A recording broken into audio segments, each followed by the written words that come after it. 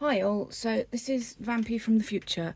I realised I made some videos earlier and didn't actually do a very good introduction, or indeed any introduction, so you'll get to see me spinning while I talk a bit about what's going on. So the videos I'm about to show are a kind of behind the scenes sneak peek at the testing of the new Eel Wheel maker kit. The main reason that I recorded them was so Maurice could watch me following his instructions and see if there was anywhere where the instructions were unclear or anything that didn't make sense or anything that was difficult or that I just did wrong. So he could then go and look at the instructions and change them and make them easier to understand or do better pictures or whatever. Just it helps to see a real life person trying to follow your instructions. But I also thought everyone liked my behind the scenes testing of the drum carder, so I thought I would do it in such a way that I'm explaining what I'm doing a little bit for you guys, so you can see sort of the sort of stuff that goes into testing. You will notice at the end of the video I have quite a loud banging noise from it, and you will notice now I have no banging noise from it, and that is part of the testing. So we figured out where that noise was coming from and we stopped it. And there are a few other changes as well. The yarn guides are going to be changed, but we're not entirely sure how yet. This button on and off is the wrong way around, that's going to be changed. What else? Oh, the orifice now comes out here instead of up there, so we've got a much smoother yarn path. There's much less deviation in it, so that'll help for thicker yarns and yarns with lumpy bits on, just stop them snagging. What else are we doing? I think actually mostly it was all pretty good. The instructions were pretty clear. There was one bit that I didn't feed something through a hole because it didn't specifically say to, and although the picture showed it, I didn't look at the picture properly, so we changed that and made a few other bits clearer. Other than that, yeah, testing is going well. There's 4 of us testing at the moment. There will be a similar number, I think, in the next round of testing. I'm not sure what's happening after that, but it's all moving forward. It's a nice little machine. The files, including the design files, will be available for everyone, so you can modify it if you decide you want this bit, you want a larger flyer, make the maidens taller to accommodate it, design your own bigger flyer using the basic files, and it should be very easy to change, and hopefully the community will make loads of cool stuff and extra bits and mods. I am probably going to put a little yarn keeper thing on the front maiden here to hold my twist, so I can just wrap it round, because we do have the orifice reducer with twist keeper in it, but that's not useful when I'm not using the orifice reducer like now. So some sort of twist keeper here, or maybe down here, but I think I'll probably do it there, will be useful, and I'm sure I will come up with other ideas as I go along. So anyway, no more talking. I'll edit this in to go into the next video where you see me getting all my bits that I've made and bits that are part of the kit together and start assembling it. Hi, okay, so this is the Eel Wheel maker kit. I haven't played with it at all thus far. I've just took everything out of the bag and laid it out. So hopefully this will go well, but it may well go wrong. I've not tried to do any of the assembly. The first thing I did was print this calibration thingy. This is the tight fitting one, and this maideny bit fits quite well. This bit is a little bit loose, but I will see what happens. Hopefully it works. And again, this piece is perfect, the yarn guide, and these bits all printed nicely. I haven't actually checked a bearing in here. I'm not sure which one it's for. Is it for this one? Well, that one fits in it. I don't know if it's actually for that one or for one of these, but I'm assuming it's that one. So put that out of the way. So I've got all my stuff out and I've kind of laid it out the same way. So I've got 1 is the motor, 2 is the circuit board, 3 is the display, 4 is the fly shaft, 5 the orifice hook, 6 string, 7 drive bands, 8 a bunch of O-rings. I don't know if I've got 1, 2, 3, 4, 5, 6. It does tell me here how many I'm supposed to have. So 8 is yes, 6 front bearing O-rings. I do have 6. 9 is this thick spring, 10 is the stretchy spring. The screws I've put in my little screwdriver container here so they don't get lost. So I've got one big one, 2 of those type of little ones, 2 of those type of little ones, and 2, 4, 6, 8, 10, 11 of those. So I should have 2 flat tip screws, 2 pointy tip screws, 11 of these ones, and one of that, so that's all right. I didn't need to press that. So what else have I got? 15, I've got this rainbow connecty cable. 16 is this black one. 17 are the 2 switches. 18 is this, where that is, dial. 19 is the cover. 20 is the big bearing. 21 the little bearing. 22 10 of these bobbin bearings, so I'll leave them in there. 23 is 4 of these little rubber feet. I've only got 3 of them. The other one is likely stuck to something around here, or me, or one of the other things, so hopefully that'll appear. 24, I've got no idea what this is. Let's see what it is. It is a clear sticker. All right, fair enough. Well, I have a sticker, I have a control card, and I have a foot switch, so I'm going to put the sticker, the control card, and the foot switch out of the way. And then the next is the 3D printed parts. So got the bottom and the top. 3 is this little dial thing. 4 is this little round thing with a bit missing out of it. 5 and 6 are the 2. Can you see these? Just about. 5 and 6 are the 2 maidens. 7, 8 and 9 are the bobbin. I've very loosely put it together just to make it take up less space. 10 is this round bit. 11 is the front of the flyer. 12 is 2 flyer arms. 13 is 4 of these hooks. 14 is the orifice reducer. 15 and 16 are these 2 bits. So I've got all my bits ready. I have a Phillips screwdriver as requested. I also apparently need a pair of scissors, and I may need some pliers, and I have some up there on my tool shelf if I need them. So let's get on with it. Right, when screwing metal screws into 3D printed plastic, tighten them until they are snug. Over tightening can strip the plastic threads. Right, so the first thing is do with my toggle switches. And in here in the instructions, you can't quite see it, but anything that comes from this pile is written in red, and anything that comes from this pile is written in blue. So it's good that I printed mine in blue. So I get my base bottom, and I get my 2 toggle switches.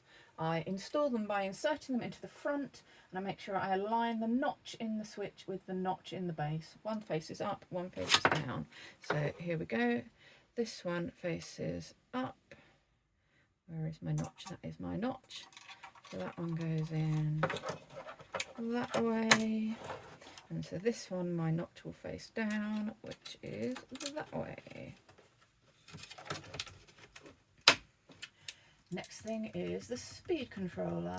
I find this, remove the metal hex nut and put it into the bottom. Make sure I align the small square tab with the small round hole. So let's see. Oh, I see. So there's a little square bit on here that I align with the little hole on here. There we go. So that's in and aligned, and it means it can't come loose. So I will put this hex thingy back on. Oh, this is where my optional pliers can come in to tighten it, but yeah, I'll be fine, just finger tight. So that is in. Next, I put the speed dial on, put it onto the shaft, make sure the flat portion is aligned. Yeah, that's fine. So my flat portion is here on the right, my flat portion is there. There we go, that's on. So that turns as it should do from 0 to 6. Fantastic.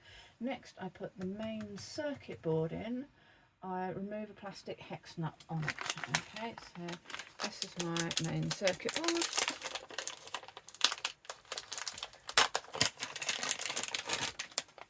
Okay, so it has a hex nut there where the jack goes. Oh, and a washer came off as well. scroll up to look at where this goes in the picture.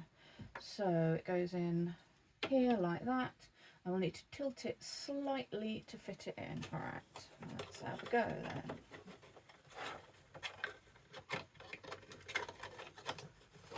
Okay, so that's all in. Put my washer on and my hex nut on. And that's held into place. Next step with the circuit board, I use the 2 pointy tip screws to hold it in place.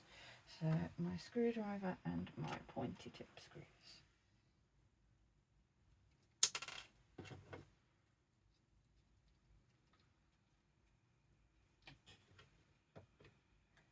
Maybe I can loosen that a bit. Perhaps I should have put the nut on the other side, the washer on the other side, because my thingies aren't aligned. I'm going to try it with the washer on the other side. The instructions didn't say take the washer off, it just kind of held itself at me. So let's see if that lines up better.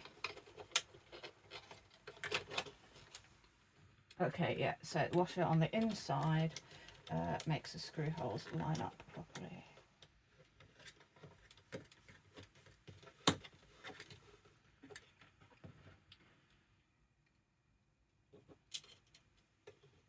The screwdriver is not magnetic, which makes this a little bit fiddly.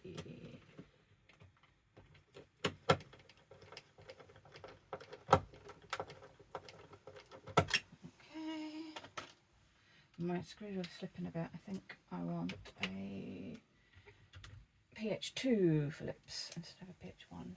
Let's try this one.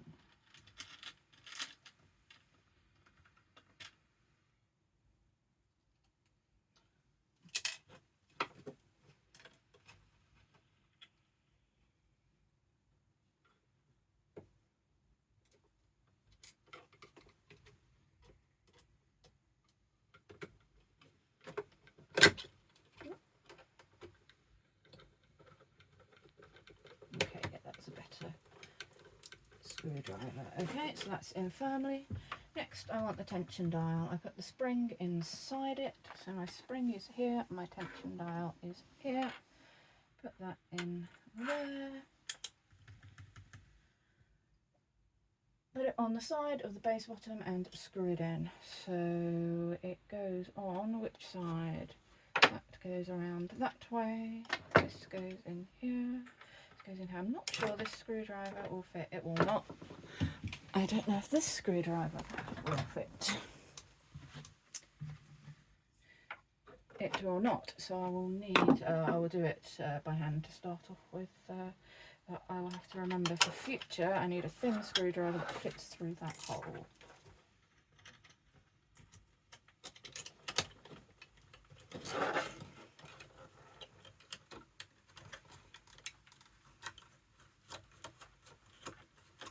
Right, this may actually need going downstairs to acquire a suitable screwdriver. Let me just check that goes on nicely without the spring, because it could be a problem with my printing more than anything.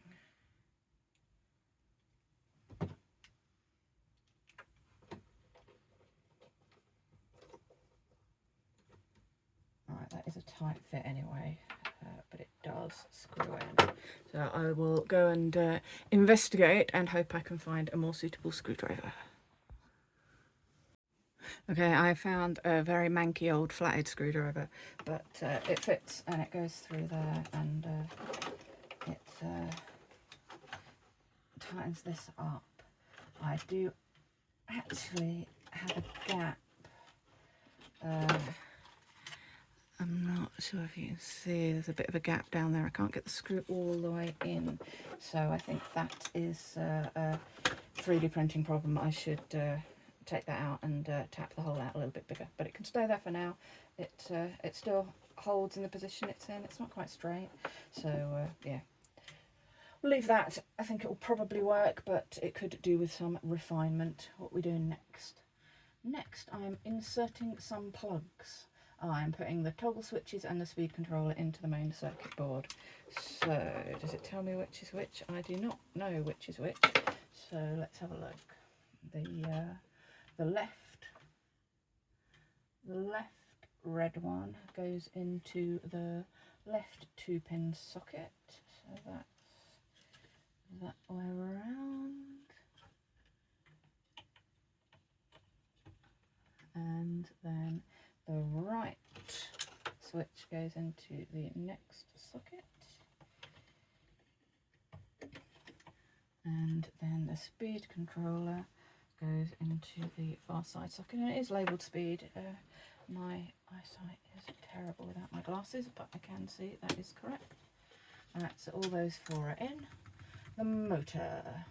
Put the motor into the bottom and screw the 2 tiny screws. I moved them when I was looking for screwdrivers.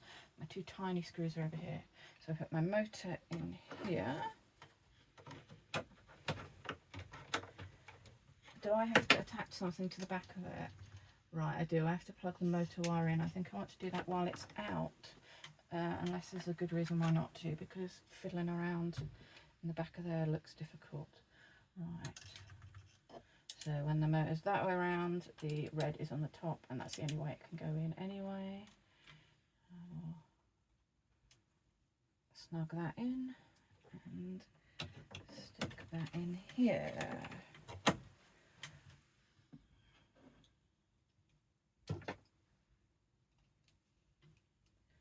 Alright, now I think I want to go back to my other screwdriver bit.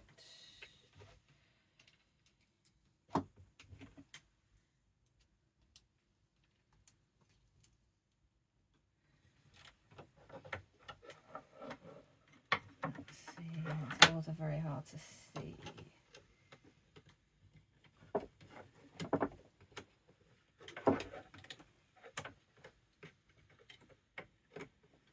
Yeah, is that on?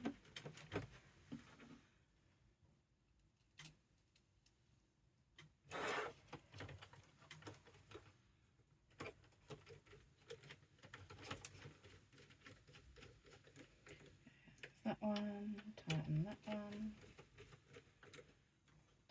So yeah, plug the motor in at both places. So again, it can only go one way around on this board.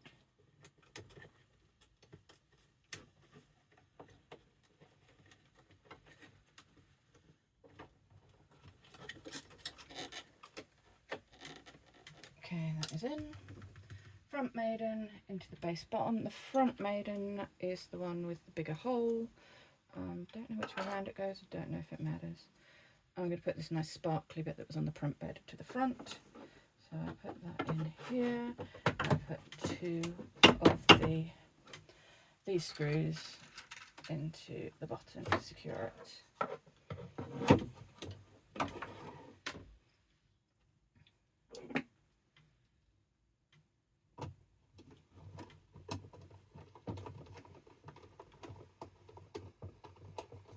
Right, that's not easily going in. It might just need to tap its own hole a bit more. There we go.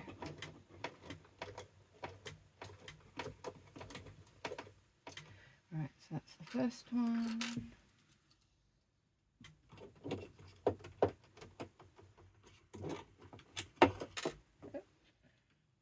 Maybe this one will be better.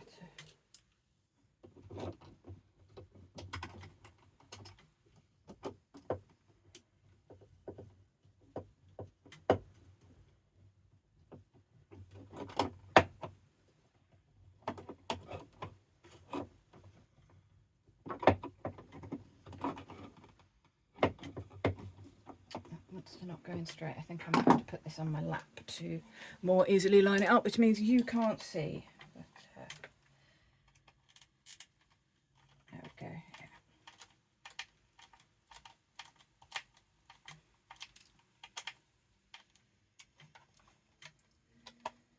Yeah. Okay, so both screws are in, and the plastic's countersunk, so they're nice and flush. Rear maiden, I assume it's the same thing. Put it in. Put the flathead screws in. Yeah, flathead screws in right. So again, I don't think this has a way round, so I'll just stick it like this. It's a decently tight fit, so I'm not concerned about that going anywhere.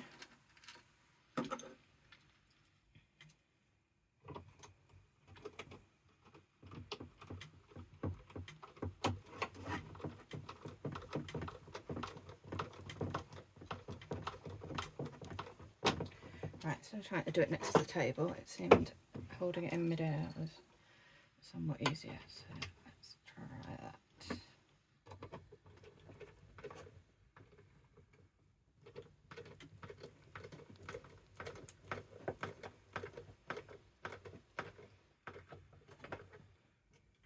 Okay, rubber feet.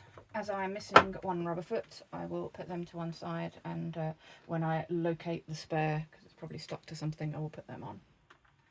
Motor pulley. Put a flathead screw into the motor pulley. So the motor pulley looks to be this thing. Just get the screw started, I will tighten it in the next step.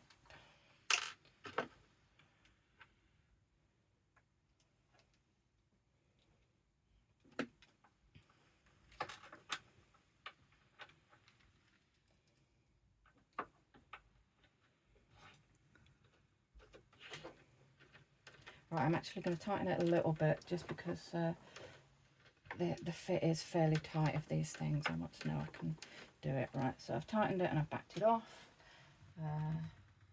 Then put it on the motor shaft, align the flat bits, tighten it. Manage that. So the flat bit is up top left, top bit is up there. Okay, fantastic.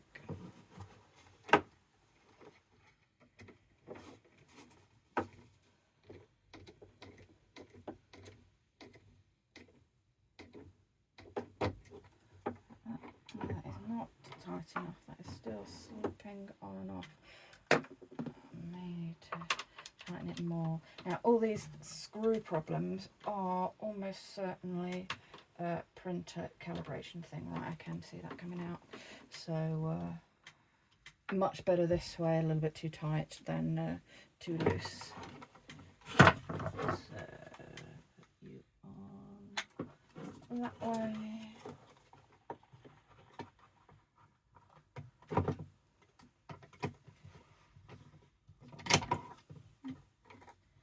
It's quite hard to get it aligned. It's definitely aligned there. Right, I can feel that tightening down. Okay, yeah, that is now moving the shaft. Fantastic. Display. Put the display into the display arm. The side of the arm with the two holes is the side where the display has. Right, I don't know what this means. Place the display in the display arm. The side with two holes, which is this side, is the side where it has 1, 2, 3, 4 plated on it. So let's have a look.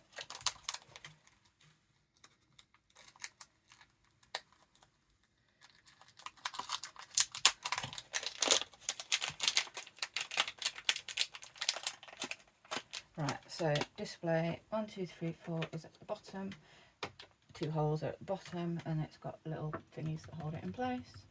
To put the lid onto the arm and use one of these screws to hold them together again. Oh no, I'm using that to keep my screws contained. Right, I'll put them over there and hope they don't run away. So this looks to be a right bit. I need a bit of jiggling. Oh, does it go the other way up?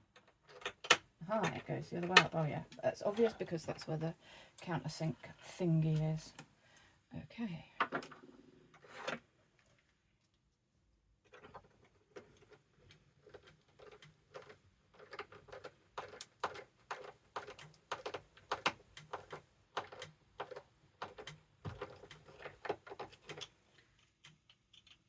Alright, that kind of pops up on the end when that's screwed in there. So I will investigate that, but it still works. It's just, yeah, maybe I've screwed that in too tight.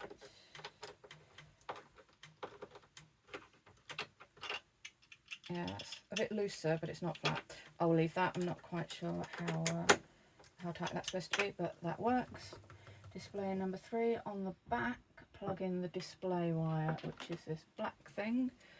And oh, we have a little channel there, I see. Right, so I'll plug that in there. Now it does say use clear sticker to hold the wires flat in. I'm not going to do that because I may be taking this apart to do multiple videos. Yeah, that can have no sticker at the moment. Display 4, place the display arm on the base bottom so it's perpendicular to the edge of the base. So this picture is looking down and this way around, this way around. Quite sure where that goes. Oh, it's just in there. Okay, that's fine. I was making that far too complicated. And then plug this in to this one here. I assume it says display. Yeah, okay, stick that in here.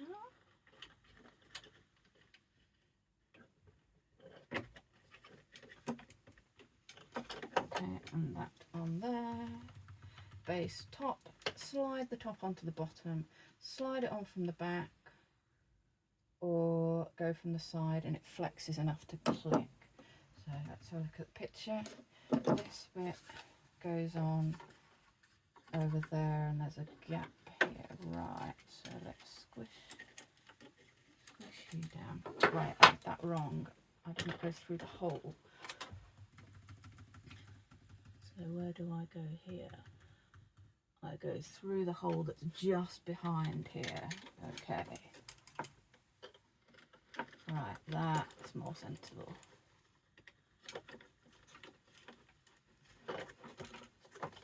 It's very tight, so it's easier to take that off, put the wire in, then put that on. Right.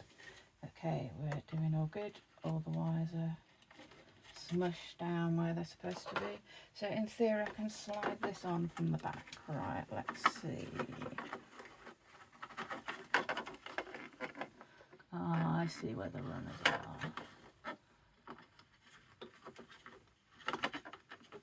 Getting that one back as fiddly. Let's try.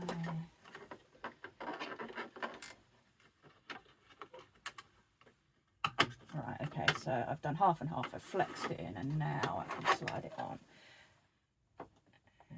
And I assume it slides all the way to the front. Let's see. Once in place, the top will slide back and forth. So it does slide back and forth.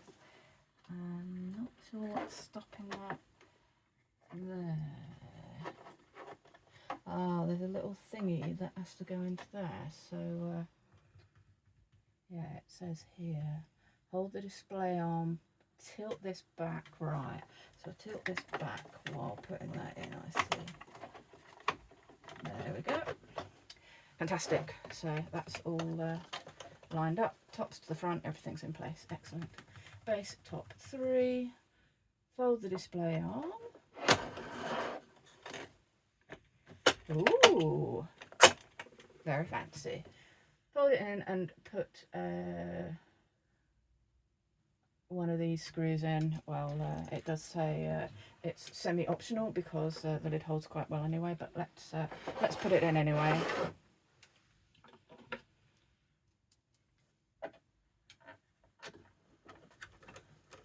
Okay.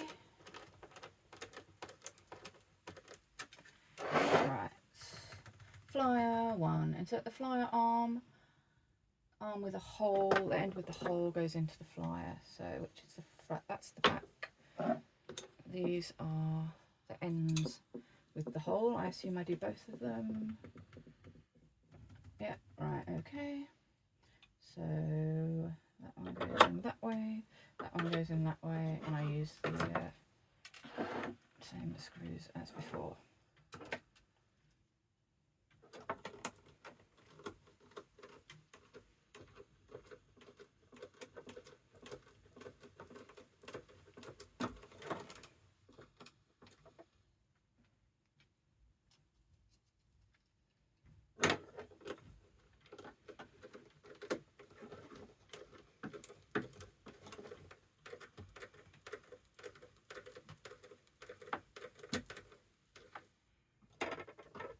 Okay, they both feel nice and stable. Yep. Screw in my 2 screws. Slide the flyer in.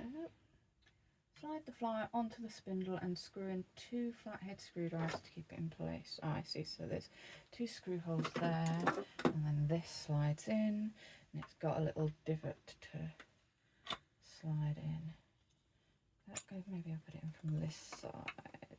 Okay, yeah, that makes sense. So that goes in straight like that, and I put a screw in either side.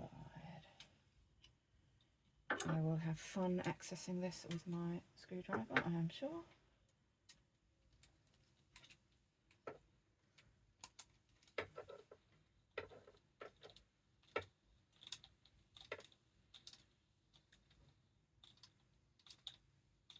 Okay, that's not as bad as I thought it would be actually. That's fine, and same with the other side. And that feels surprisingly secure actually.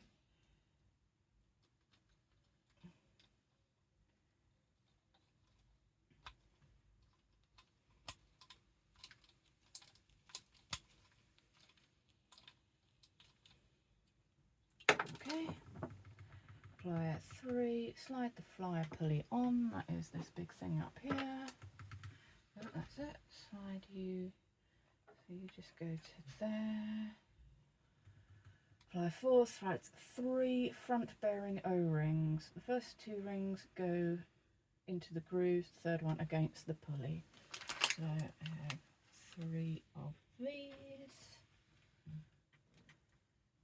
Yeah, this is going to be another on my lap thing, I think, because these are quite fiddly to go on. I might even go and grab some circlip pliers. Oh no, that's fine.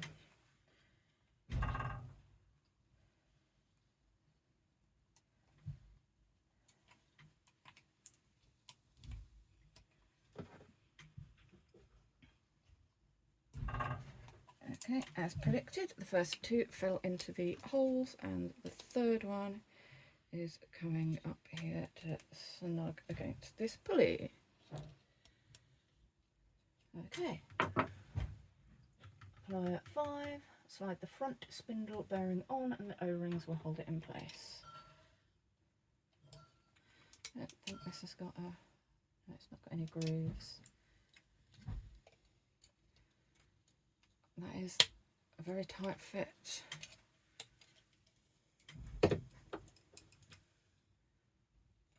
I don't want to put that on and not be able to get it off if I'm doing a future video, but I think the only way for me to get that on is going to be to whack this with a hammer. So there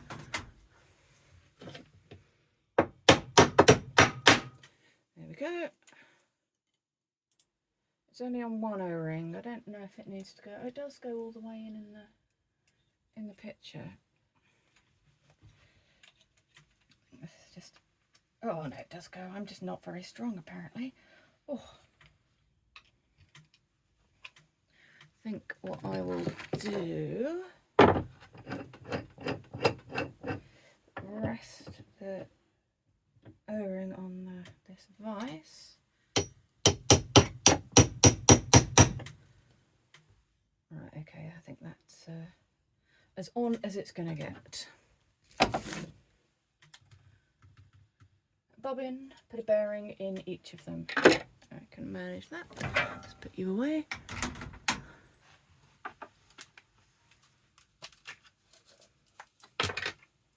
I'm sure this just says screw it together. Yes, right, okay.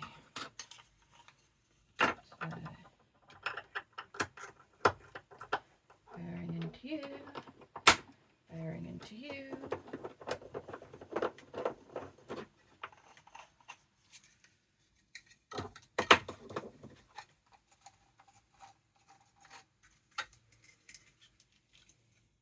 Okay, flyer assembly.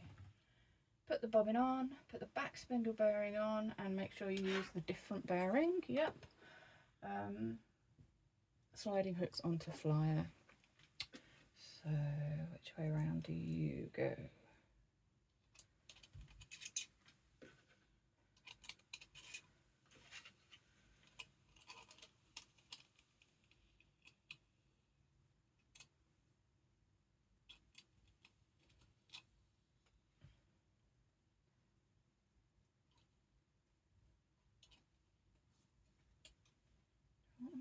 that way, I guess I will do it symmetrically.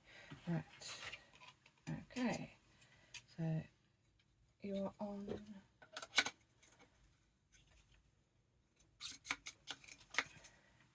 you are on, and base assembly, put the flyer on. Surely I want to put a drive band on first. I'm putting a drive band on first. Press down the front bearings so you snap them both in. Let's see.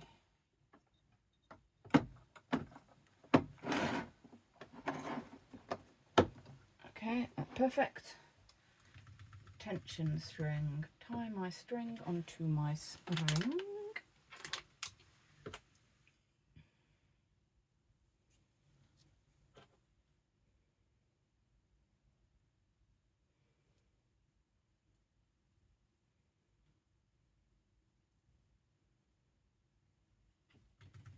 Then hook it onto the base bottom. So my thingy's there, so it's over, where is it? Ah, it's here.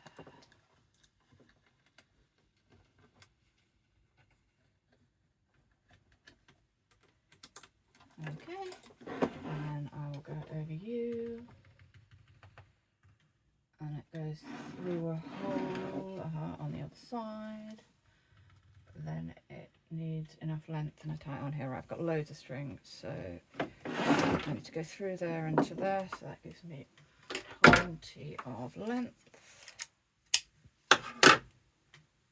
So it goes through the hole.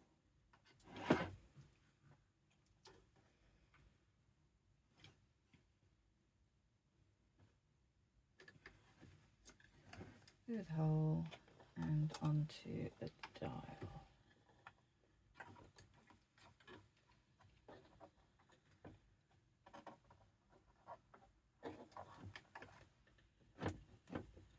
Okay, that might slip a little bit, so I have to do a few wraps.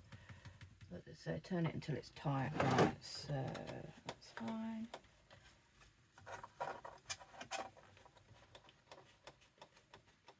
Okay, and that is holding, I don't know if you can see, my string stretches and unstretches. So perfect. I know I don't like much tension, so that on the low side. Drive belt, take the flyer out. I already put mine on. Put it on the motor pulley and the flyer pulley. Right. Mine's a little bit wobbly backwards and forwards. I think maybe I need to whack that front bearing a bit more. And this is very tight, but we already know that the final one's going to be a bit looser, but that was fine. Assembly is now complete. Fantastic. And I realised I did not have the foresight to bring a power supply for it, so I'll have to go and grab one. But I'm all ready. I have my ZS switch, I have my on-off switch, my speed dial and my tension, and that was really easy assembly. I shall go and get a power supply or a battery or something and come. Okay, so I'm back. I've got a power supply, plugged it in, and I've put a lead on it. I'm just somewhat confused about the threading path. It looks like I want to put my fibre inside the hooks on the inside of the flyer and then thread it through here, which is doable, just surprising. So I'll grab that, that's over there. I was expecting the hooks to be on the top, I think. Then put you through here. It's not very much of a leader. I happen to have some fibre that's been in my pocket for a couple of days, so it's oh, it's got a bit of plastic in it as well. It's a little bit manky, but oh, it's terrible. I might be able to spin with this. I didn't realise how felty it had got. Let's see. So I have my speed completely off, have my direction on Z, my tension should be alright. Well, let's see. Okay, so yeah, that is, ooh, that's a little bit more take up than I want. Pull you out again. So let's try. So this is the electric eel wheel maker kit maiden voyage. Oh, that needs to be down there. Yeah, I'm not rubbing on the bobbin. Okay. So, speed. bit of a clunk there, but it's not too bad. I think it might be coming from this pulley. Yeah, I think that maybe that pulley isn't on perfectly straight, which would not surprise me because I was having a bit of trouble with that screw. So it works. Let's turn it off, turn the direction the other way. I will have to hand wind this on, otherwise it's all going to fly off everywhere. So that was going clockwise. Let's see if this now goes anti-clockwise. And it does, so fantastic. It's all working. I just need to figure out where that noise is coming from, and I'm imagining it is my pulley. So all working, all assembled, fantastic. It wasn't until I was walking away I remembered it's got a little display thingy. Look at this. Isn't that cool?